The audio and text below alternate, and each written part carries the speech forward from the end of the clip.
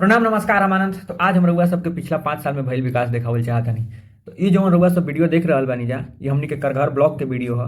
रउआ सब देख सकतनी जा कि कितना देखे में सुंदर लागता, कितना अच्छा लागता। ये जे जात हो सब कोई के बहुत लुभावना लागत हो कि बहुत बढ़िया विकास भइल बा।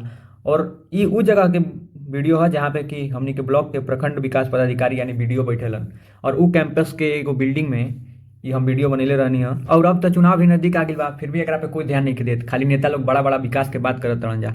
तो रउआ सब सोचत होखब जा कि आम आदमी एकरा बारे में का कर सकेला। तो अब हम रउआ सबके दिखावत तानी आम आदमी के कारनामा कि आम आदमी का कर सकेला। तो हई वीडियो देखी जा कि हर कोना पे, सीढ़ी के हर कोना पे, चाहे कोई भी सार्वजनिक बिल्डिंग होके, ओकर हर कोना पे, चाहे वो ब्लॉक होके, चाहे वो हॉस्पिटल होके, चाहे पुलिस स्टेशन होके, जहाँ भी आम आदमी के कोना मिल जाई ओइजा पान गुटखा खाए वाला लोग जाके थूक दिहन, जैसे कि वो लोग के बाबू के ही प्रॉपर्टी है।